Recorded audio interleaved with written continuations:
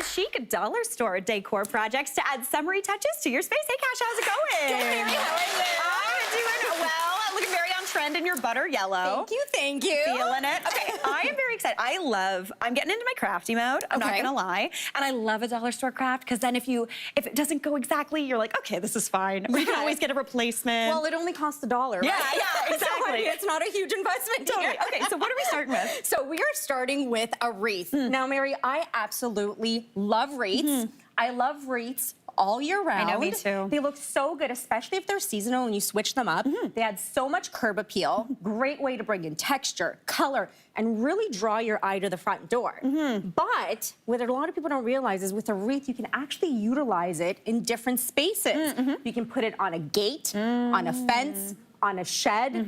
If you live in a condo, you can put it on your balcony. If you have a beautiful living or dining outdoor space, you can hang it in that area on the wall just to elevate it and inject some decor. Like that, so yeah. absolutely love wreaths. Cool. Now, we're gonna make a really fun wreath right now. Yeah. And what we are using, everything that you see here, dollar store. Dollar store, we love this. Dollar store. Yep. So you're gonna start off with a metal ring, and I picked this up at the dollar store. See, this was blowing my mind. I was like, everything else, I'm like, okay, but this, you got to Yes, nice. and they have this is amazing. They have this in 2 different sizes. So this is the larger because go big or go home, Yeah, right? Like you 100%. always want the larger one.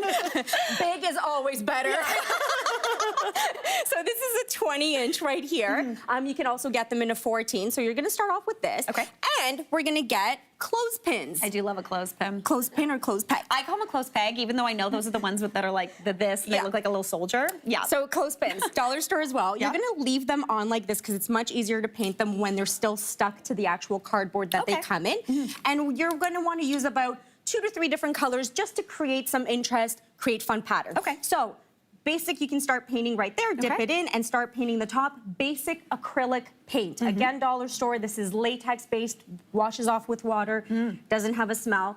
And you're simply gonna paint them. And you can see how easily you can cover them up. See how nicely they paint? This is a thrill. This is very soothing. I could do this all day. Can I tell you? This is the show now, guys. No. Can I tell you how therapeutic this was? We had a busy last couple of weeks. Yeah. I was doing this on the weekend and I was like zen mode. My kid was yelling in the background. I don't care, I'm painting clothespins. Yes, you're like, this is now I'm my painting job. clothespins for 100%. Yes. Yes. So once you're done, otherwise I will never stop. Absolutely. Once you're done painting it, you're gonna know once it starts to dry, perhaps you want to add in a second coat just to make the color a little bit more vibrant. And here I've got some painted ones. And all you do, honestly, clip them and add them. Oh, okay. There you go. Oh, and you cute. start going around. So you can create the pattern. See?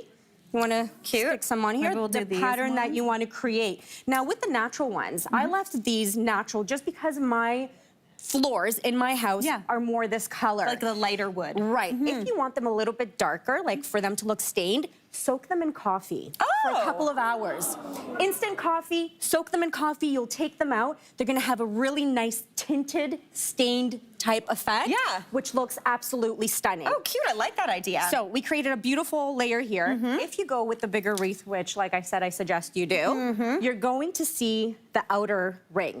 So what you wanna do is do another double layer. Okay. So you're almost creating this starburst type effect. Okay, cute. See that? Yeah, yeah, and super just fun. keep going. Now, another little tip. You want to protect the back always, especially if you have a brand new door that you care about and it's, you know, you don't want to scratch it. Furniture felts. Oh, that's smart. Furniture felts are a really great way, and do this to the wreaths that you already have.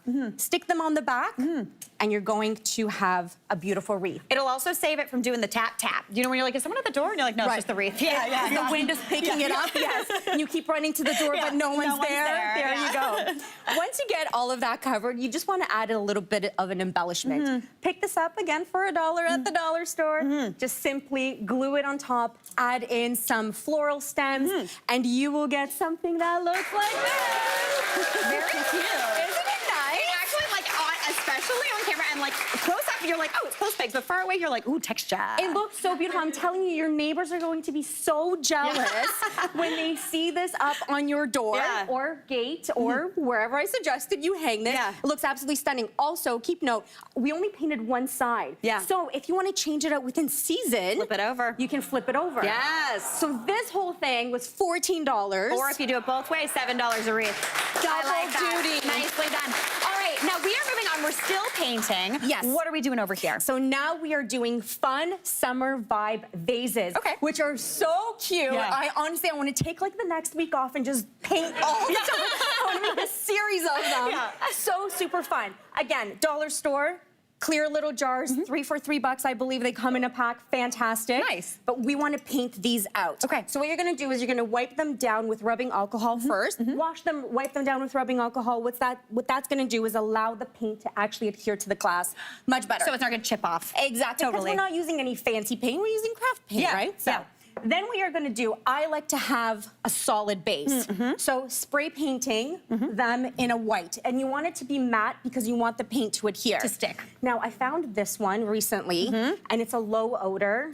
Nice. Guys, okay, I've got so much spray paint. Like the amount of DIYs I've done, so much spray paint, doesn't smell. I was shocked. I couldn't believe it. So try the low odor one. It's great. So you're gonna cover it up into, and it doesn't have to be perfect. You can have streaks and you're not gonna see them after. And what we're gonna do is we're gonna make a watermelon. Oh, I'm excited about this. So for the watermelon, we're gonna need a green base and a red top. So I'm gonna get you to start painting that. Okay. And what you're gonna do is you're actually gonna use some grout tape, which is a really, really thin tape, and it's low adhesive, to tape off that little layer. I see, you're doing the little crunchy white rind. Exactly. Nice. Okay, cool. Where you're dividing the green from the actual flesh of the watermelon. And speaking of, we're gonna do the red on the top. And we're gonna do the red on the top. So you can see with the green, you can still see a little white coming through, but hey, that actually looks realistic because there's no watermelon out there that's a solid green. That is true. Right? Okay, so we get that done. You get that done, you're gonna let that dry. The key thing is to let it all dry. You're gonna apply a second coat if you want it to get a little bit more intense. Then you're gonna end up with something like this.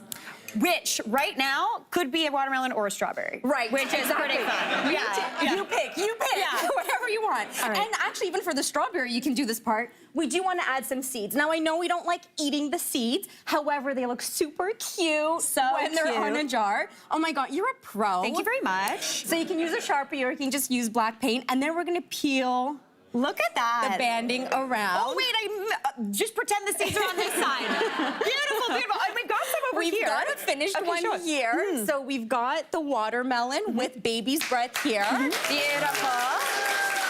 And then just tied off a little jute roping. Yeah. Then we've got a little honey pot. So same thing. Very cute. Base with the yellow and little embellished bees. And then my absolute favorite. I can't even. The melting ice cream cone. Like, how cute. with the little beads as the sprinkles. The little beads as the sprinkles. Very hot cute. glued on. Use this at your next party. Birthday. Utensil holder, straw holder, vase. Make a ton of them. Decorate your table. Bring them indoors. You're set. You are good to go, Kasia. Fantastic. Such cute ideas. Hey, Mary here.